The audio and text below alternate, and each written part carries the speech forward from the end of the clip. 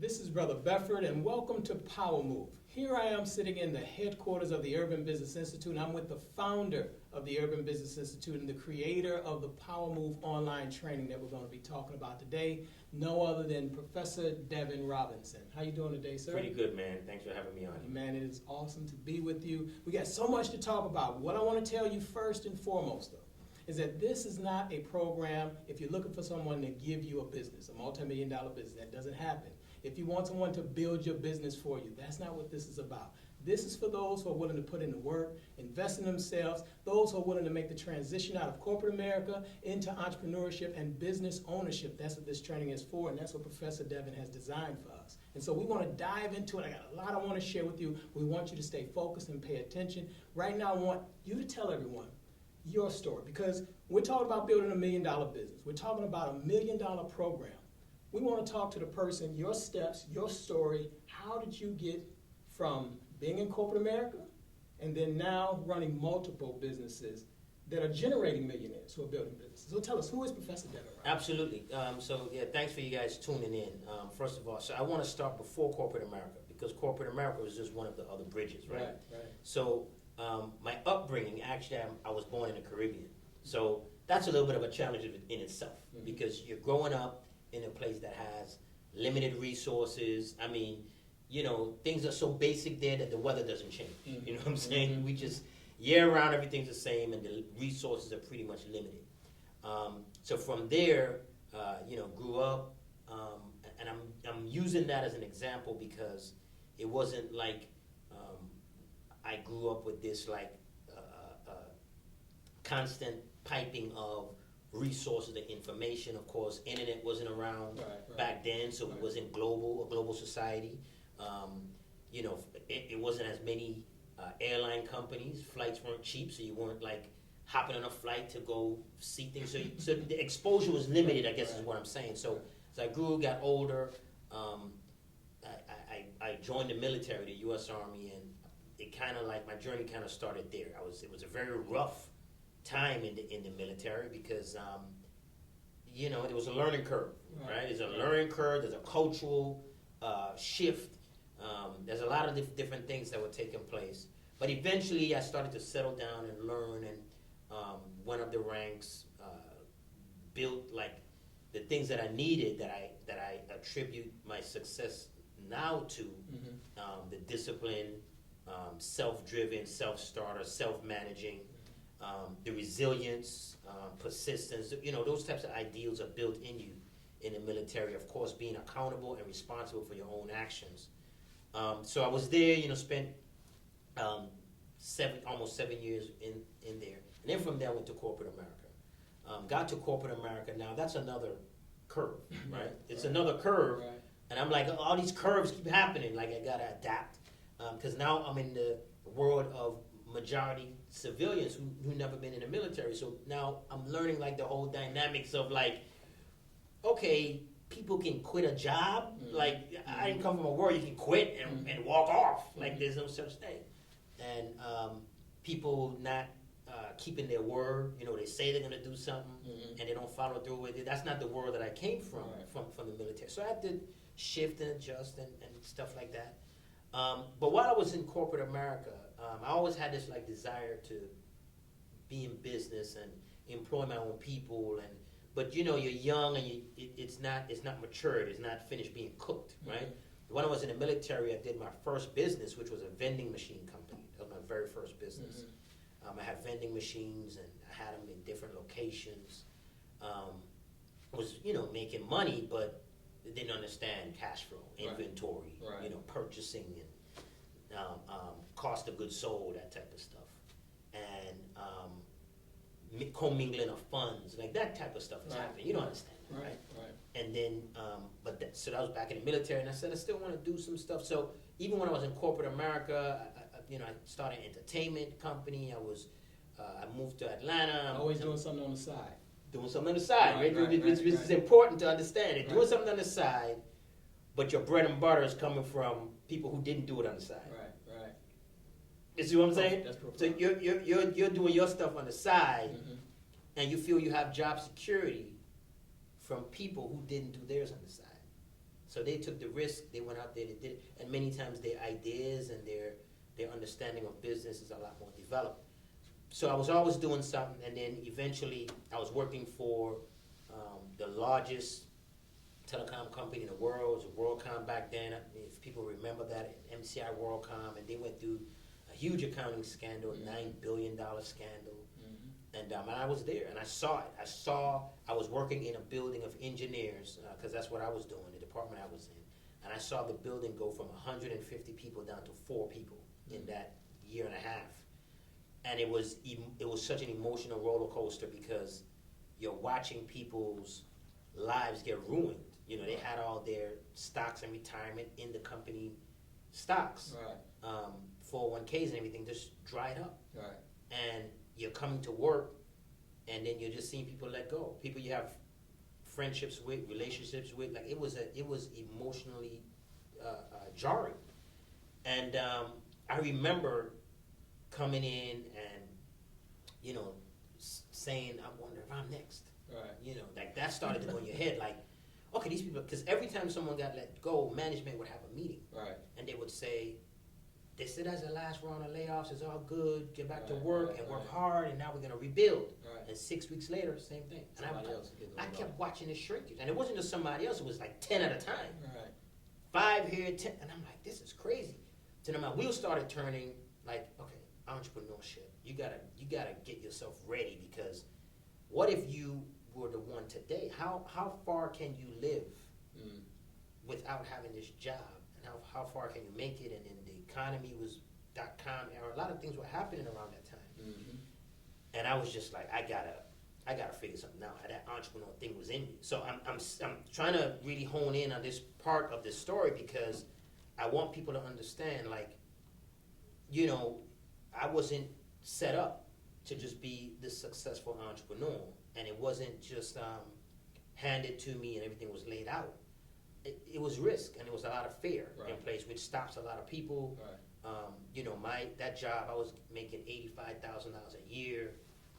You know, doing well, young guy in his 20s, and I'm watching all these lives get ruined. And one person got laid off that really bothered me.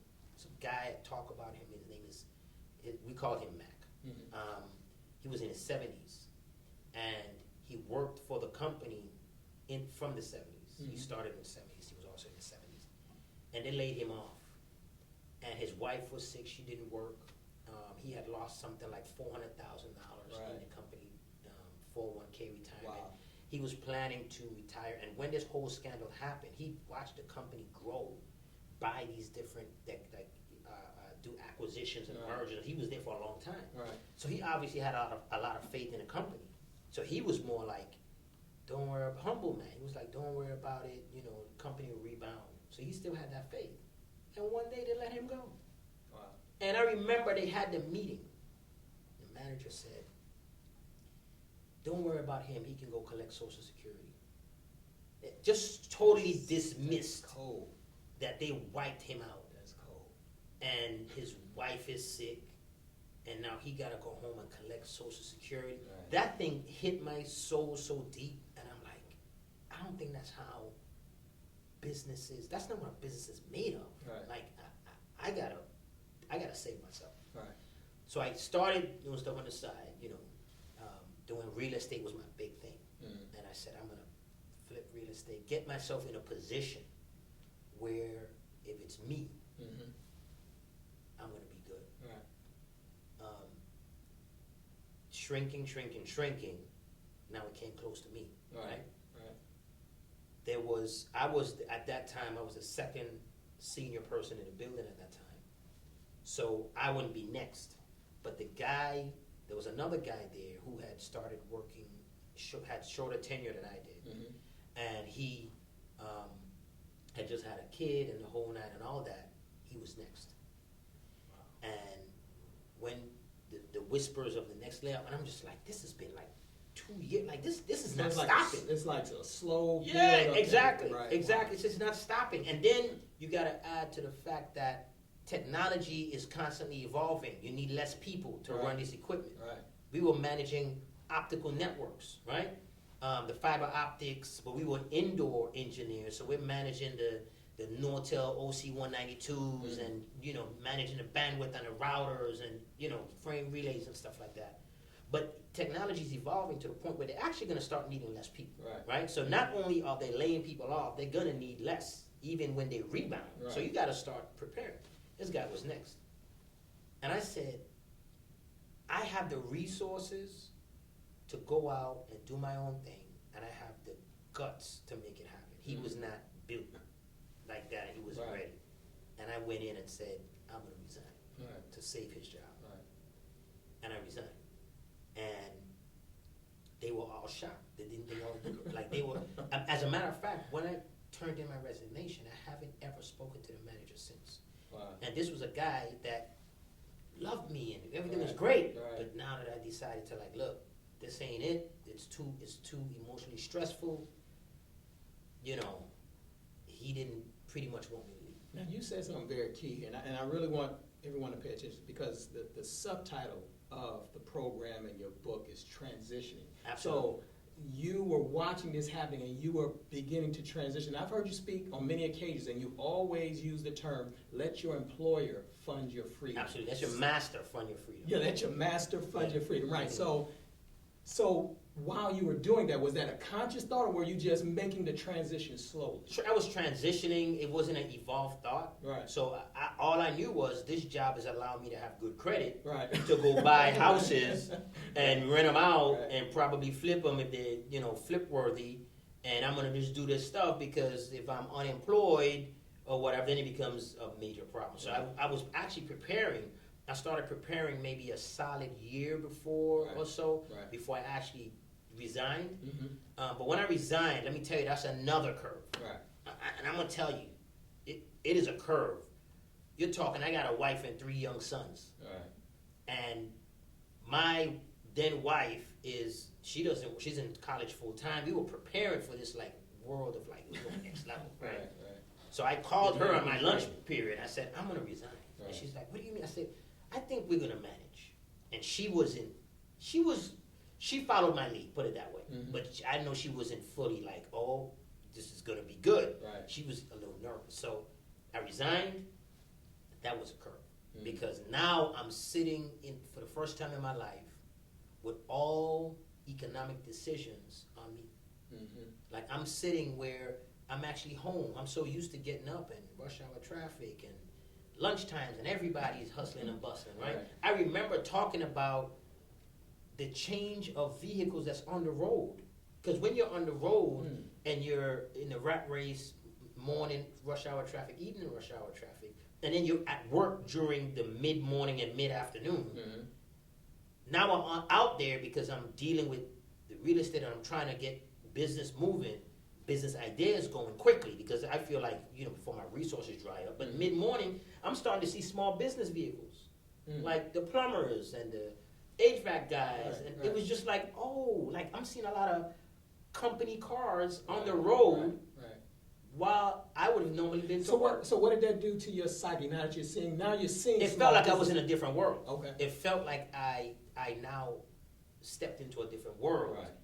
And the pressure was kind of on because now I'm like, okay, they're doing their business. How are they doing? How are they marketing? How are they getting their customers? You think it's just automatic, right? You set up and then you get big contracts and everybody loves you. It's just that pressure. And then I'm dealing with a family that needs health insurance and all the decisions lie on me. No one's telling me get up and go to work. There's no you're on the job and you're like, I'm going to try to get some overtime. I need some extra money. There's no more of that. None of that. This is just extra money. How do you get basic money? You know what I'm saying? So that was really the start of my entrepreneurial journey. And, I stepped out on faith. Wow. And it wasn't easy. Yeah. And it's part of the reason why I do what I do now. Because I know that fear.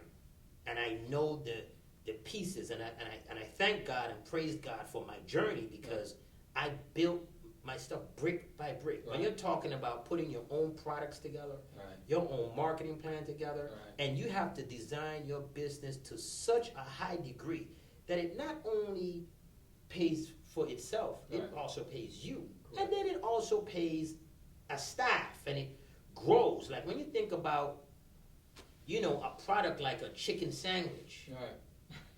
and how Chick-fil-A made a chicken sandwich turn into a conglomerate. Right. That's their own chicken sandwich. Right. This isn't. They created their own recipe, and this product turned into a major force. Right. Like that is a whole different And you bring up something, idea. yeah, you bring up something real key, because a lot of people want to just jump out. They think they got a good idea or a product or a service, and they jump out. But now what you're touching on is like all of the stuff that's behind the product. Right? Yeah. The product is really like the tip of the iceberg. There's so much underneath that. So now, after you've made this transition, now you're out here making this decision. You're making money on your own. You have to generate money. What is the next business movement? Because real estate is one thing, but then you start getting into brick and mortar. So how did that begin to shift? Yeah. So what happened was after that, and that's a key question, because it's difficult to go from, as I read in my book, employee to employer, right? There's steps in between that before you can even be an employer. You got to understand a lot of different things. And when you're talking about a brick and mortar that houses people, houses products, houses that's a whole different level. Like you gotta really be good to win in the retail business, stuff like that. I got into stocks, trading stocks full time, and I learned and studied, and so I became good at stocks and stuff, which also worked out for me later on in life, because I knew how to build portfolios off of other people's companies, right? So how do I become the company that people can make money off of? That's the next step, right? The next step is the IPO. Like, how do you get there, right? So I'm learning, the dynamics of being a stock trader. I got the real estate, but that's a limited ceiling when you're collecting rent. It's only that's how much it is. You can't get more. That's the rent. You can flip some properties, but you're still depending on other things. The stock market is, so I'm doing that every day. I'm tuned into CNBC. I love business. Like you got to stay in touch to everything. See if anything happens on the news that you got to pull out of a certain stock. You know what I'm saying? Stuff like that. But I had a friend, and this is how when things start to shift for me. I had a friend, and I came from a world of what we would call inner city. I came up, the projects. I live right outside the projects. Like you have to go through the projects to get to my house where I live. Very rough neighborhood. Probably one of the roughest. It's probably the roughest where I came from. And so I had friends, and a lot of my friends didn't evolve the way I did. A lot of them dropped out of school, became convicted felons. Some died as teenagers. Some wound up in jail. And I had a friend that was a barber. He had actually got out of jail, been in and out of jail. He was a barber, and he came to me because he knew I was, kind of sizably doing okay. And he asked me for an investment to open a barbershop. And he caught me at the time when I'm trying to find the businesses, because I gotta make sure my family eats right. And I sat him down. I said, I'll do something better. How about I own the barbershop and you work in it? And you pay me no booth rent. You're going to be like a shop manager, and you can pretend it's yours. Everyone will think it's your shop, but it's really mine. And he was like, okay. I said, I'll let you buy it after a couple of years. And he said, okay. So that bought me a couple of years of still trying to figure some things out. So I got the real estate. I got publishing business. Before that, I invested in a mortgage finance company. I had another friend I met at the gym. She was a mortgage broker, and she didn't have the money. She wanted to get in. She had the licenses, so I invested in that. So I was getting money from that. But I'm still not the actual proprietor, like the operator of the businesses. I'm kind of investing back. And I'm getting some money, but not real money, because I'm not in there like that. So I did the barbershop. And then from there, a series of other things happened with beauty supply store I went into. Guy threatened me with a golf club. It was silly stuff, and I'm like, this is how they treat people? I didn't know about this industry. And then I decided, you know what, I probably should open a beauty supply store of my own. That's out of anger. I was just about to say, that's your competitor. Out of anger. Like, this guy's gonna treat me like that. I should open a store since I own a barbershop and salon. And then I got into that. And when I got into the beauty supply, I had to become the operator of the business. And that's when I really learned about business. Now you're talking about customer service, price management, cash flow management, total finance management, tax management. You're talking inventory management, inventory, marketing, all of that. supply chain management. I tell people the real essence of a business is a retail business. Right. And a business with products that you're open to the public, that's make or break. That fine tunes you in business. Because you got to learn it from the beginning all the way to the end. Absolutely. So, and you see in all the pieces. Right. You know how the money moves, it comes in. Can Right. you hire people? How much should you pay them? How many hours they should get? Like that really sharpened my entrepreneurial skills. Mm-hmm. And I'm gonna tell you, there were a lot of setbacks along the way. I lost a lot of money. I lost a lot of friends. You know what I'm saying? You lose money, you lose friends. Right. I lost a lot of time because of my ignorance. Right. You know, and but I was determined. I said, I got to make this work, because the way I felt, as long as there were businesses out here being successful, right? Mm-hmm. As long as the Hiroshima didn't drop in America, Right. and businesses were being successful, I felt like I needed to be one of them. Right. So I stayed the course. I got degrees, 3 business degrees. I could have easily go work for someone else, right? Right. But that would be, to me, tapping out to failure. Right. And that's what a lot of people tend to do. They tend to do their stuff on the side and find security in a job, Mm-hmm. right? But the stuff on the side that they're doing, they have to do it on the side because they didn't do it right. They didn't do it right. They didn't understand it. They didn't have the confidence. They didn't really take the time to learn how to build a business. So they're not doing it right. Mm-hmm. And they will go find security in a job from a company that did it right. It's doing it right. From the founders that did it right, they found security in them. Meanwhile, they're not understanding, like, you can be them, you just have to do it right. Right. That's profound. You got to repeat that again, because I want the listeners to really get this, because we get a lot of calls here in the Urban Business Institute of people who are doing a side job, right? They still have a main job. They're working in corporate America, but then they want to do a side job. And then we're trying to instruct them on how to do it properly, but then they're like, no, I don't want to do it that way. Right. They just want to still continue to side hustle and things Right. like that. So I think, please reiterate Right. that again. We go to the job where they're doing it right.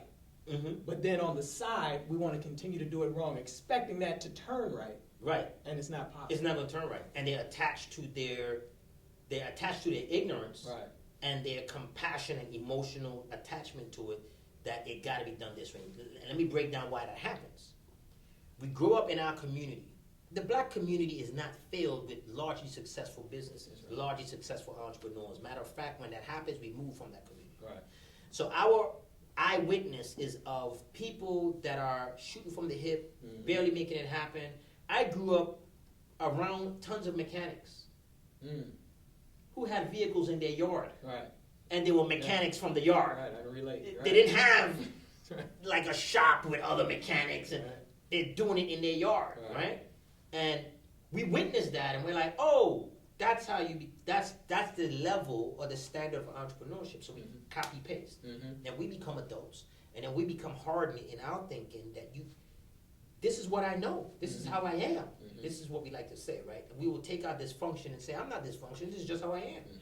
But what is dysfunction? You got to clean that up. But it doesn't look dysfunctional amongst other dysfunctional people. So if we're all doing mechanic in our yard, we got oil stains and hubcaps and stuff in our yard, right? Environmental issues, and we're not doing it right, we think that's normal, right? So then we grow, and then we decide that this is the way to do business. So we go out and do business a certain way.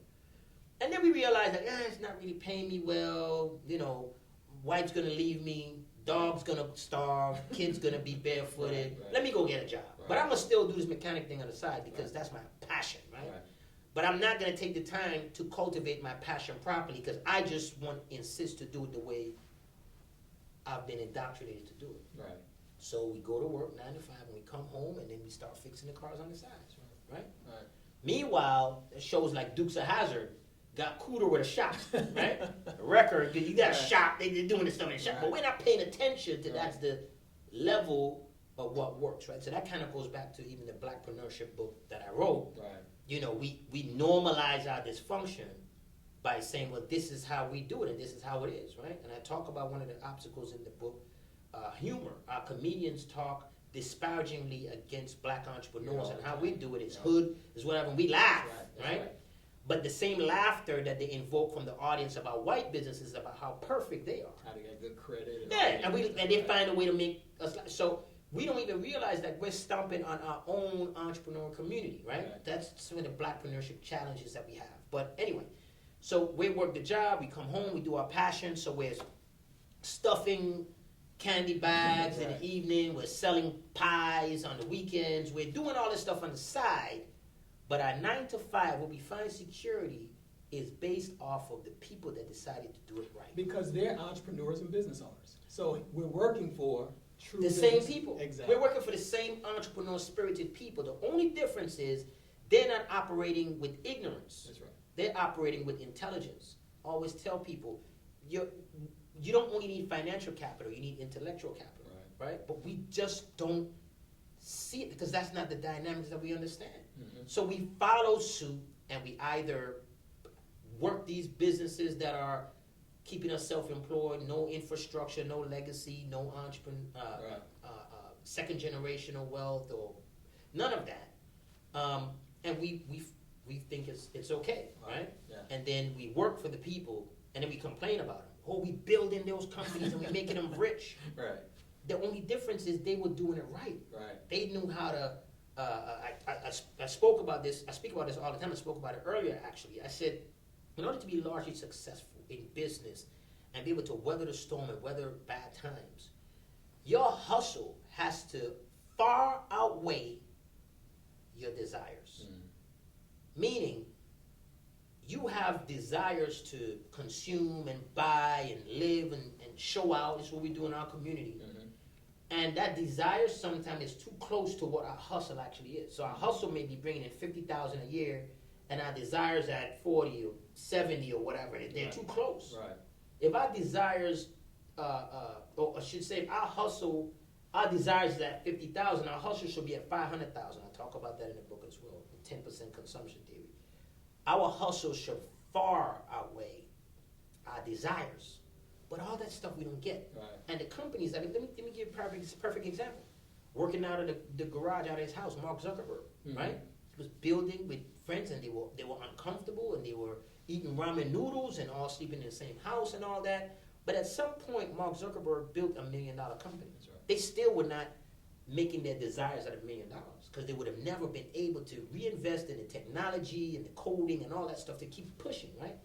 So they kept it low. So at one point, it was a $1 million company, $10 million company, $50 million company, $100 million company.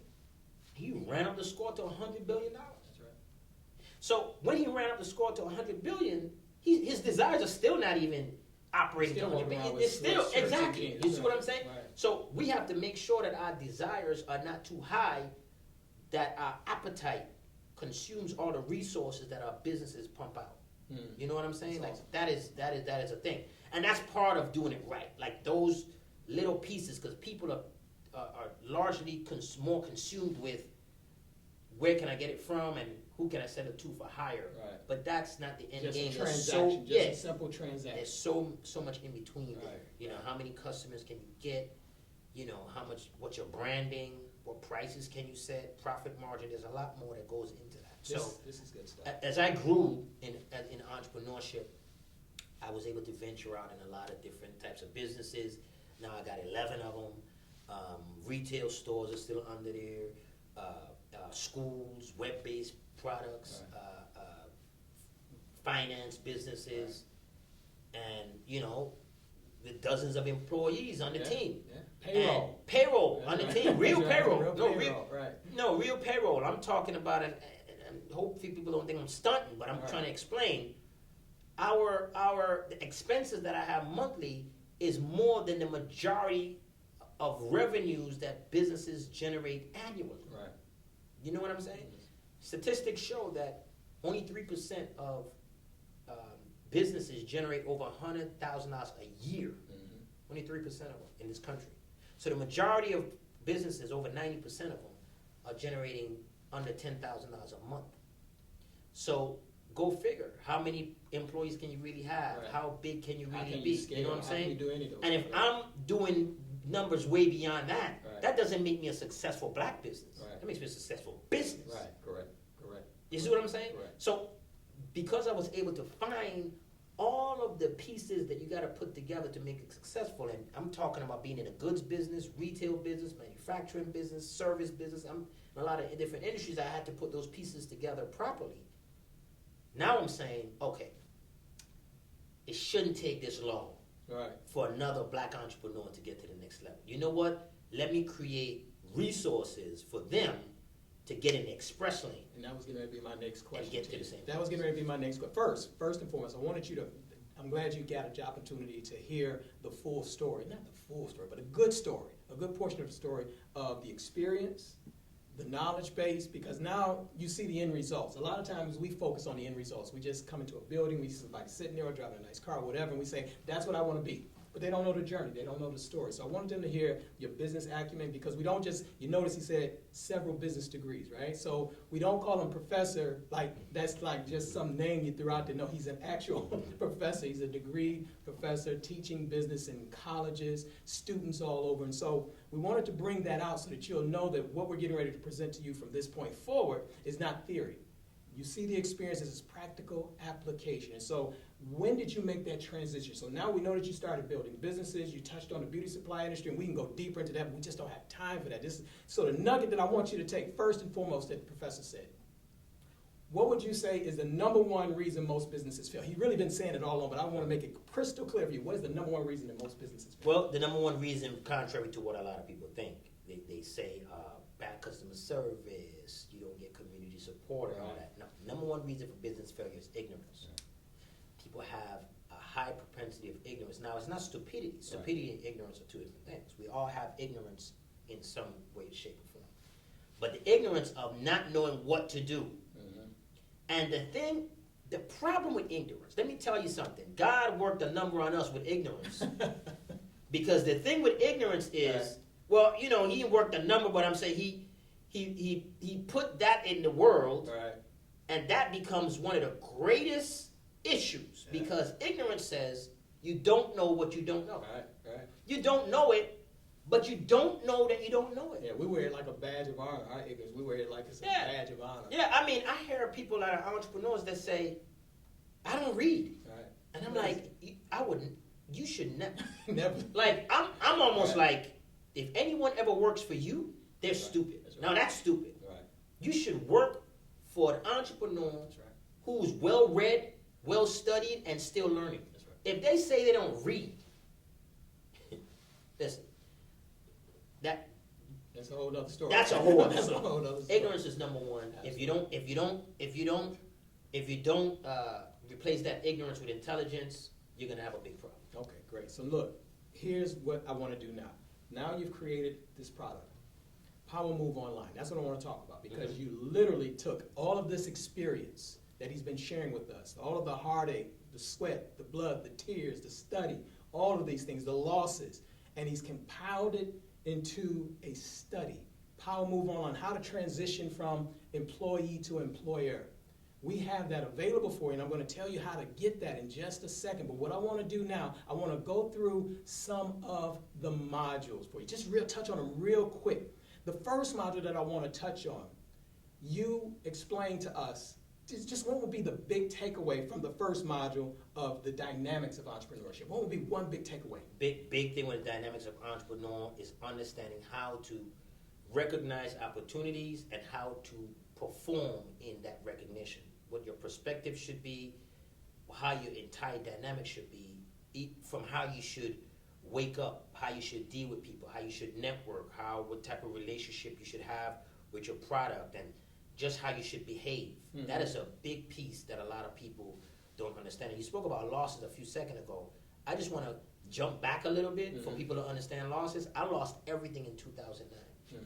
From my divorce, that happened, and I'm transparent with stuff like that because I want people to not just get the lights and cameras, the disco ball. They need to know that we fall down too.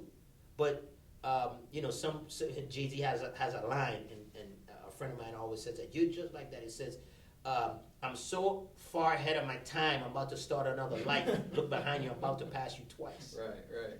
And people say, listen, you started a whole other life and just rebounded. Right. And I said, that's because I understood the dynamics of entrepreneurship. So from divorce, and I lost my house to a natural disaster. Yeah. My entire house was destroyed, and I left out of that with a trash bag of clothing to start all over again. Mm-hmm.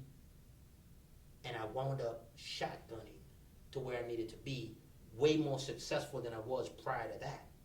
And when I resigned from my job was 2004, right? Mm-hmm. 5 years later, lost everything.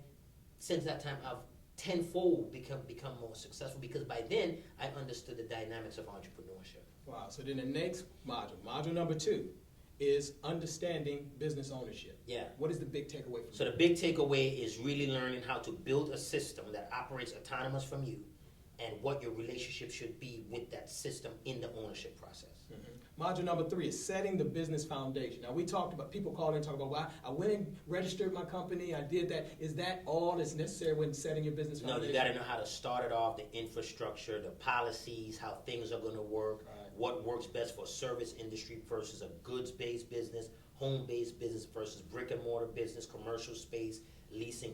How should you lay that out? And also you need to have an understanding of relationships with the business, so partnerships. Would you have that? Should it be LLC? Should it be corporations? That type of stuff. It's like planting the foundation of a building. Once you level that foundation, if it's not level, the building's going to grow and it's going to be leaning. Right. So you got to make sure your foundation is right. Wow. That's just the first 3 modules. The fourth module, understanding your business model. Yeah. So you got to know your business model, right? It doesn't work for everybody. Right. So that whole idea of, for example, the customer is always right, or you have to pay your people the best. That is not a transferable ideology for Right. all businesses. Right. You got to know the model of your businesses, the dynamics of your customers, and how it should really be designed, right? So you don't go to a church and the pastor's behind a glass window, Mm-hmm. bulletproof glass window, right? Mm-hmm. It's not going to work. You're not Mm-hmm. going to have people that's comfortable with the membership. But maybe at a bank or a check cashing place, Right. you may need to do that. Right. So your Right. model of your business is very important. as Wow. well. Wow. Yeah. That's profound. Again, these modules, just for the sake of clarity, these are not some 20-minute videos or anything like this. You're teaching, each module consists of how much time and how much effort? Yes, about 3 to 4 hours, and we Right. train individuals, and they go through assessments to make sure they're passing, because at the end game, what we're trying to do is get individuals funded for their businesses. Right. So we want to make sure that they have all the competencies, they met all the competency skills before we go ahead and fund them for their businesses. So I really want to see successful businesses out here, and there's a challenge for small business, and then there's a double challenge for black-owned small businesses, Right. because some of it is self-induced from our culture, Right. and some of it is externally induced because of how people view us, perceive us, and the whole nine. So it is a challenge in building a business that's black-owned. So I have pieces in our program Mhm. that really breaks that down, how to be the best black-owned business. Master that so you can become the best-owned business. I had to master being black-owned in some of my early businesses. Now you can put me up against any business, right? It's the build, the infrastructure, the resources, everything is in place, and it's comparable to any business across the board. Absolutely. But you can't just step into that. Right, and You that's gotta know how to build it. contrary to what people believe, because a lot of people think entrepreneurship is entrepreneurship, and we just Absolutely. have different obstacles that we Yeah. face as black entrepreneurs. Yeah. Now, you already shared the story about how you built your business from scratch, but so the next module is about building versus buying. So Yes. when should one make that decision? Should they buy an existing business, or how Yeah. should they build from So scratch? that comes down to what we do in that module is break down the person's personality and what works best for them. Obviously, buying a business, you're buying into sweat equity that's already there. But do you want those customers? Is it already designed that's going to be easier for you, or should you build your own original business with original products? And then there's another piece in there we speak about is franchising.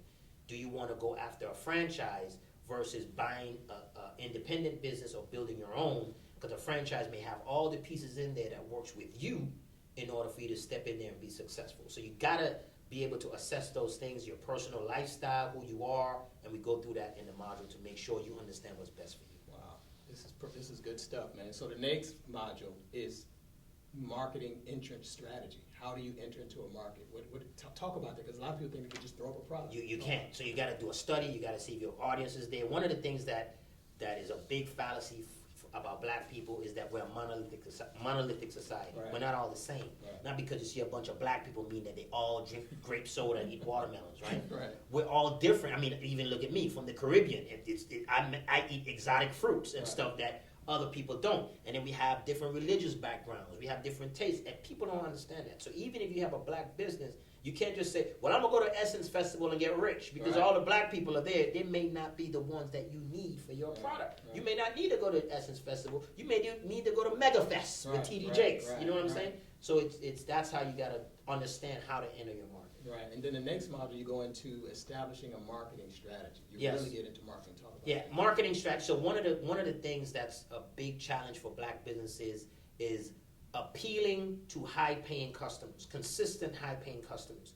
How do you appeal to them, right? So marketing is the beginning of everything. Mhm. If you're not marketing, you're not able to attract the customer, attract a prospect and convert them into a paying customer, and then retain them over time. So how do you market the business? A lot of people think, I'm going to just go around and drop my business cards in different shops, and Right. people just see it and see my name and my pretty business card, and then I'll be rich. Right. Doesn't work like that. Doesn't work that way. Then the next module, you go into strategies for growth. Well, give me one big takeaway that they will get from that module. Well, you have to know what is good growth, what's healthy growth, what's unhealthy growth, because you have two different types of growth. You got qualitative growth and quantitative growth. Mm. Qualitative growth is your customers are paying more, so you're getting more revenue from the same customer base or market share. Or you have quantitative growth where you have more customers that you're gaining. They're still paying the same, but you're actually getting more customers. Mhm. Which one is best for you, and which one should you identify to determine, should I expand my business? Should I get additional locations and stuff like that? That's something you really need to understand, because if your same customers are just paying more, you may not need an additional location, right? Or more workforce, but that may confuse you because you're seeing more revenue. Right. So you got to understand what's good growth and what's bad growth. And then the next module, you get into going and getting your business on a global stage. Yes. Talk about that. Yeah, understanding that if your business has enough legs to even go on a global platform, is it universal enough that other people will buy what you have to offer? So those things that you have to assess in your business, and when you determine that, then how do you go about making that happen? And then recruiting quality talent. Yes, absolutely. One of the hardest part in business is getting high-skilled workers. For black businesses, high-skilled workers, obviously we typically only attract as a small, new, black-owned business, black workers. And many times those are workers that are rejected from corporate America or can't do better, so they come work for you. Typically, I'm not saying everyone, but for a large part, that's what happens. So how do you recruit the best ones? How do you retain them? How do you get them to buy into the vision and grow with your business? That is one of the most difficult parts of running your business. And then the next module, you get into accounting. Yes. Talk about that. Absolutely, managing your cash flow, what you should do with your money. We actually break down the percentages. There's a spreadsheet that I have. It says you plug in your revenue and everything shows you where you should put the money. What percentage you should put into marketing, operations, inventory management, which should go to growth, and what do you reserve for tax to keep yourself out of tax trouble. It's a whole process that you have to go through to make sure that you're managing the cash flow responsibly. And then the last module, you talk about social responsibility. Yeah, social responsibility, and that's because what I talk about with businesses should not just be for our personal benefit. It should be for the benefit of our community. So things we see on the news that we think are horrible, well, if you're a successful business person, you should be taking your resources to fund the solution to that problem. And how do we go ahead and design that? Like for me, I really hate human trafficking, sexual abuse, bullying, any type of slavery, mental slavery, financial slavery. So if you are a business, you hate that kind of stuff. So I regularly fund organizations that are combating those things. So how do we be responsible towards our own community rather than just moving up to the hills and say, I made it and I'm done? Wow, this is profound. So look, let me share with you how you can be a part of the Power Move online program. So I appreciate y'all listening to my story and hearing about the work that I'm doing to help entrepreneurs get to the next level. I'm telling you, like, I know there's a lot of skepticism with people out there thinking about, oh, this is just another one of those programs. Oh, I've been through this stuff and it's nothing that I can really learn. Trust me, you don't want to be trying to build your business off of ignorance that you may have. And if you're not doing $100,000 or more a month, you're not doing anything. And that's really what we train in our program, how to get to 6 figures per month, no matter what your business is, what your industry is. A lot of the stuff is transferable skills, and I really get you there. Brother Bedford, I really thank you for interviewing me and having me on this program. I mean, I really appreciate this time that you took to do this and for me to talk to our guests. Man, it's been my pleasure. And again, I went through this program, and I've learned so much from this program. We've had so many students go through this program. So here's what I want you to know.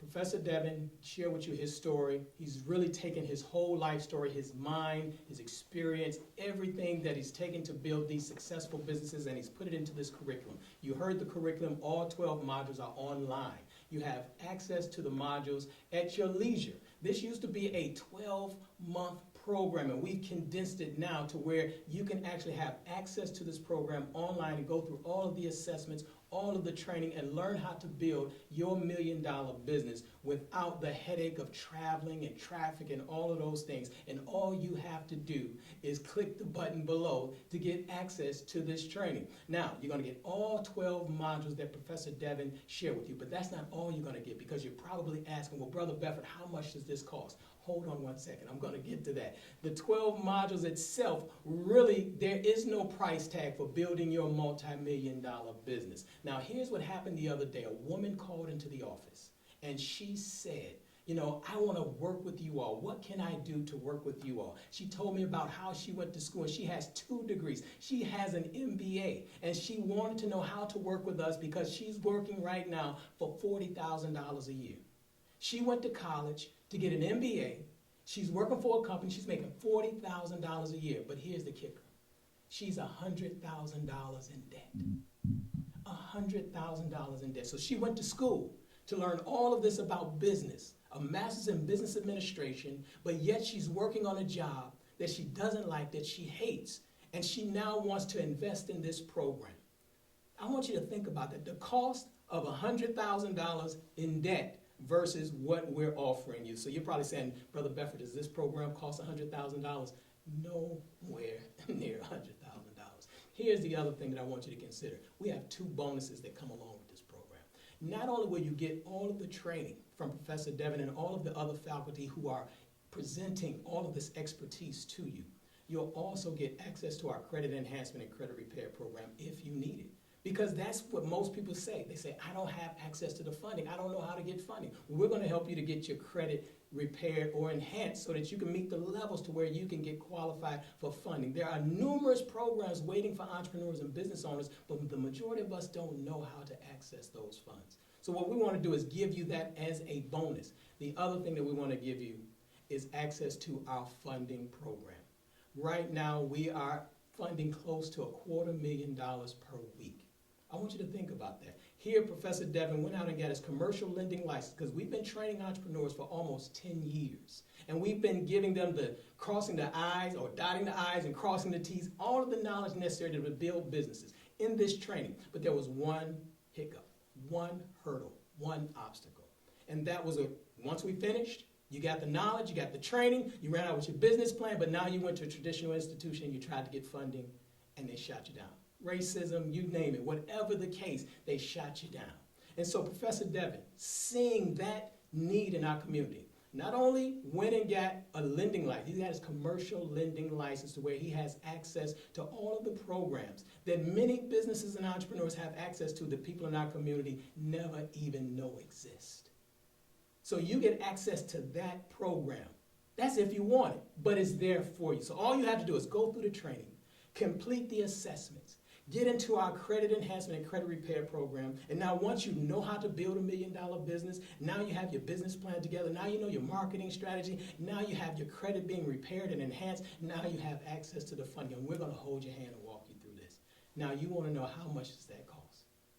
Let me tell you something. You can get started for less than a weekend out at your favorite restaurant. All you have to do is click the button below. Just click the button below and we have 3 options there for you. And you're going to be well surprised at the price tag that you'll see. So just click the button below right now and join us in the Power Move Online program and begin to build your multi-million-dollar business. This is Brother Bedford, and we want to thank you for joining us here with the Urban Business Institute, where we have you in mind and we want to train you. We are the Ivy League School of Business for Black entrepreneurs, and we want you to join us and build your business.